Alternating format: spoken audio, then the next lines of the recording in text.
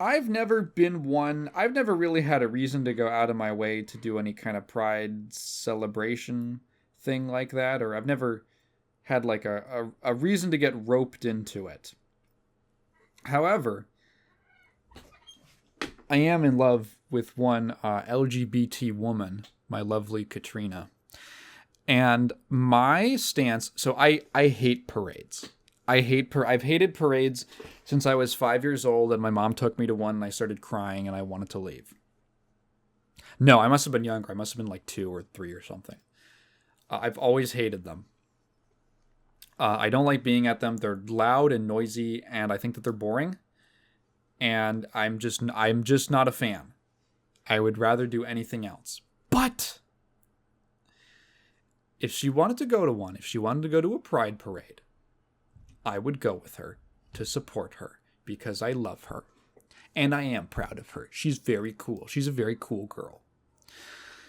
Now, thankfully, Katrina is also not very interested in going to pride parades. And some gay person's gonna be like, it's not a parade, it's a march. I think it's a June. Also, anything that is sponsored by a bank does not get to be called a march. I'm gonna revoke that privilege from you. You don't get to be the J.P. Morgan Pride March. Kat was not interested in going to a parade this year in San Francisco because, we live within spitting distance of SF. And, they take pride kind of seriously over there. It's a Super Bowl for them.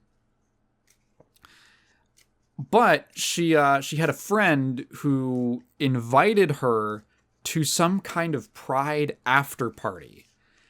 And she asked me if I wanted to go. And being supportive, I said, yeah, I'll go with you. Now, we didn't know too much about it. We knew the location and the date. The one thing, I had to RSVP, and that's where, like, maybe the first thing that's sign that something was a little strange should have popped up. Which is that, according to the RSVP, the party started at 11 a.m. So I think that's a little early for like a party, but hey, maybe it's maybe it's just because people are out up and early for the parade, and people are out for pride and all that. Maybe it's a bit of an early thing. But when I picture a San Francisco Pride party, I'm thinking it's gonna, in my mind, I'm seeing debauchery. I'm seeing things getting like a little intense. In fact, like the morning of, Kat was showing me her friend had like just the night before been go-go dancing at like a gay club or something like that. Doing some real party gay stuff. And I was like, oh, okay. So I'm just setting my expectations for what this is going to be like. This is going to be a party gay event. And I won't lie, I had some trepidations going in. Mostly due to the fact that I was a little worried about being the only sober person there. Kat told me that she was, like, somewhat planning on maybe drinking at the thing. So I was like, okay. And I'm just kind of mentally preparing for, like, I might just be stuck there for a little bit. In a place that's not really my scene necessarily. So, we take the BART all the way up to San Francisco, and we're walking towards the place. We're trying to find the venue, and I can't really find. When I look it up, I'm not finding it as like, I'm not seeing like a club in the area, and I'm like, oh, okay, well maybe it's, for some reason it's not registered, or maybe it's oh god, maybe it's something a little underground. Ooh, okay. We end up walking parallel to the parade for a little bit. There's a guy with his dick out, and like a kid, like a 10-year-old kid with their family walks past, and is like, their fucking eyes are bugging out. And I was like, that's great. That's like a classic, I think a classic childhood experience is when you run into some shit that you've never seen before and you just see some crazy stuff. That's a form of like experiential inoculation to the world that I think is good for a child. Just to be like, Whoa. Okay. um so we're walking, and then we get to a corner, a street corner. We're about to cross, and she's like, we're looking at the addresses, and she says, I think that place on the corner is it. So it doesn't quite look like what I'm expecting, the building, right? I didn't know exactly what to expect, but it looked a little clean, if you will. So we get there, we walk across the street, and there's a guy at the front entrance taking people's names on the RSVP list. So we get in, and we appear to be in the building for some kind of insurance company. It's very bright and clean. And I'm thinking, all right, and the people who are like in and around seem a little older than what I was expecting, and not very provocatively dressed. We're just in the entrance. We're in like the atrium, basically. There's a little staircase that goes up, and then a hallway that goes to somewhere down a hallway goes somewhere else, where apparently it sounds like something's happening. So we're walking down the hallway, and before we get there, Kat turns to me, and there's music playing from behind the door. And she says, oh, just so you know, I think this is some kind of like Asian thing. Like, you might be the only white person here. And I was like, oh, like a gay Asian party? How crazy is this going to be? So we open the door, and it looks like a school dance. There's maybe 30 people in the room. I want to say the average age was 35. There's a lot of, the room itself was, there's a lot of these places in San Francisco that have kind of like loading zones, like indoor loading zones with a garage door to the street. That is open. It's not like a solid door. It's almost like a grate that lifts up. It's that kind of a big garage. Okay. We look at each other and we're like, what is, there's like tables set up with polyester tablecloths, and there's like catering food on the side. We look at each other and we're like, we take a step in. The DJ is a 50-year-old woman. The moment we walk in, she starts playing a club remix of the Arthur and Friends theme. And all of the millennials who grew up in the 90s pop off because that was a song for the youngins in the crowd. There's a guy grilling in the corner, and the smoke alarm keeps going off. And I look at her, and I'm like, what? Where are we? This is not what I was expecting. So we take a step in, and we kind of walk across the room towards the tables, and we discover that this is not a crazy raging gay party. This is a post-parade pride party, a PPPP, if you will, sponsored by, it's a party for the San Francisco Realtors Association, sponsored by the Chinese American Democrats Club. So my expectations have been thoroughly subverted. We end up finding her friend. He takes us upstairs because he's like, oh yeah, there's we got pizza upstairs. And I was like, all right, sure. We walk upstairs. It's like an office. There's like desks with computers in the corner. There's self-help books about business. We round the corner, and the big pop-in area upstairs is a boardroom meeting. It's a meeting boardroom with the big long table and a bunch of like 40 and 50-year-old city workers and like city politics people in there. They're wearing their shirts for their like organizations and stuff. And there's like a ton of pizza. There's a ton of pizza. Unfortunately, I'd been anticipating like a club, and I didn't want to pay for expensive club food, so I ate sort of a big breakfast. We had a bunch of leftover Jollibee from the night before, so I loaded up on like all the spaghetti and rice and stuff, and some meat, and I'm the type of guy who I don't have a very high like caloric demand. I'm a very skinny guy. Well, so I'm skinny in all the ways that make me not need to eat a lot. So I'm full. I'm going to be full for the next few hours. I grabbed like a brownie, which was just a regular brownie. The other thing, okay, like I didn't get carded on the way inside, and that was another thing that was like, oh, I can just walk in?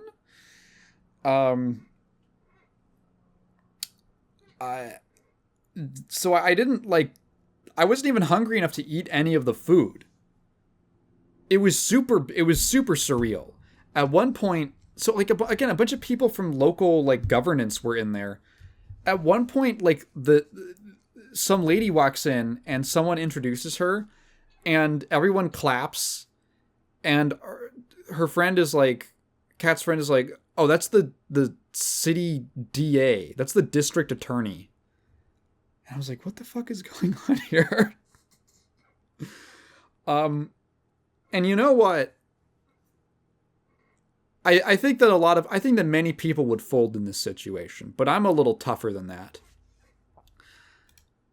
I was so prepared for one thing, and this was so opposite of what I was expecting, that I actually I found it kind of funny. I started laughing to myself. I was just laughing for a little bit because of how ridiculous it felt, which I think in any other scenario, this would have been a terribly pedestrian thing. This is not a party gay party. This is a business gay party. Pull the rug out from under you. And then after that, I just kind of chilled out, and I soaked in the professional ambiance. And had a pretty decent time. Kat did not get drunk. She got they had cocktails there. This was not the type of, people are not getting crunk at this place, at this event. She yeah, it just, okay, I would describe it as being, it's kind of Europe. It was a European experience. Like, it was gay and there was alcohol, but it was also family friendly. Like, there was a kid there, and also a guy wearing a shirt that says, "Fuck me like the whore I am." Keep it classy, San Francisco. Yeah, it was an interesting experience. In the lead up to going there, in the morning of, it's summertime, and that means that I'm mandated to dress like a little boy. I just wear shorts and a t-shirt all the time. And Kat was like, okay, so there's a big gulf between us, because Kat is also cosplaying Ramona Flowers while we're here, and I'm just wearing a shorts and a t-shirt. And as we were getting ready to go, she was like, "Where's your fit? Where's your pride fit?" And I was like, "What do you mean pride fit?" And she's like, just to look a little gay." And I was like, "Do you think I need to look more gay than I already do?" I got misgendered at the ice cream store the other day. Oh, this is a different thing. Okay, I was on the way to go get tickets to the Bleach 1,000 Year Blood War Core 4 episodes 1 through 3 screening at my local theater. And I've been, again, it's hot outside. I'm walking downtown, and I've been a bit of a milkshake monster as of recent. I'm doing things to milkshakes that the American government has to strike from the history books because it would make too many kids defect to Cuba if they found out. I've been fucking these things up. And I was like, ooh, I'd like to get a little milkshake on the way over to get these tickets. which, like, the screening was the next day. I just wanted to make sure that I could get some seats. And I was walking downtown anyway. So I stopped by this one, it's kind of pretty small, I wouldn't say quite hole in the wall, but it was a small ice cream place that also did shakes. There's about 3 people in this shop. There's a young man who looks really distracted and busy. It was not busy when I was there. I was the only person in the shop the entire time I was there. But maybe it was just a busy day in general. He seems kind of distracted. There is a 40, 50-something looking year old woman there who I believe was the manager, and then her 8-year-old son, which is why I think he was there, because he's the manager's son. And they're all just doing stuff, doing busy work around the restaurant. Is an ice cream place a restaurant? I guess it is. Let's call it that. Around the shop. When I walk in, I order a milkshake. The guy is making it. The kid is just like, he's just being like a little kid. He's just like freaking out all over the place and making noises and jumping around and, doing like normal hyperactive little kid stuff, which I don't mind. I'm chill. I'm relaxed. How can I be bent out of shape when I'm getting a milkshake? I just feel stupid. He fills up the cup with my drink, and it ends up filling like decently well over the rim of the cup, which is fine because it's like a thick milkshake thing, so it's not like flooding or anything like that. But obviously he's gonna need to get one of the larger, taller lids, like a dome lid. He starts looking for something and he can't find it. Eventually he asks the manager for where the dome lids are, and they search for about 2 minutes. I'm just waiting here. The kid is running around doing his thing behind the counter. I should also mention that the back of house was basically completely open. It was almost a completely open kitchen. It's not even really a kitchen. It's just, it's an ice cream place. It's just all the supplies and like a freezer and stuff. And everything is like fully visible. It's not very large. Everyone can see everyone in the establishment. And also hear everyone, because I ordered with this voice. I'm just setting things up, right? I'm setting the picture for what everything looks like. Eventually, like, they have a discussion just out of sight. And I hear the manager say, "Just get her one of the flat lids. She'll be fine. Just get her one of the flat lids and she'll drink out of that." And I'm like, is she talking about me? I think she thinks I'm a woman. So he gets one of the flat lids, tries to press it on, and in the process, a bunch of milkshake goes like squeezing out of the top and like flooding the lid and everything. And I just see him do that. And he brings it over to me and gives me the straw, and he's like, "Sorry about that." And at that, I say, "Oh, that's fine. It's cool." At that exact moment, the little kid pops up with a bag in his hand and says, "Look what I found!" And it's the bag with all of the dome lids. I didn't tip because they misgendered me. And also, that ice cream that milkshake was not mixed very well. There was just like a big... It was very milky, and then it was really ice creamy. There was a big clump of ice cream at the bottom. So I'm probably not going to go back there for a shake anytime soon. And then I got my tickets. It was a serviceable milkshake. And you know what's fucked up? I got a milkshake at the movie theater a little while ago. And that one kicked ass. And it was cheaper than the one that I got from that place. I'm thinking that my move now is just to go, if I'm downtown and I want a milkshake, I just go to the movie theater, and they are so lax there. They have so few employees. Genuinely, when I went to go to my Bleach screening, I'll talk about that later, but when I went to go to my Bleach screening, I could have just walked in and no one took my ticket. No one stopped me. I just walked in with confidence, and nothing happened. I had the ticket and everything. I think it's the move. I think I'm just gonna go get a cheaper, better milkshake that's better mixed from the theater. I want to give a quick shout out to Virginia Woolf.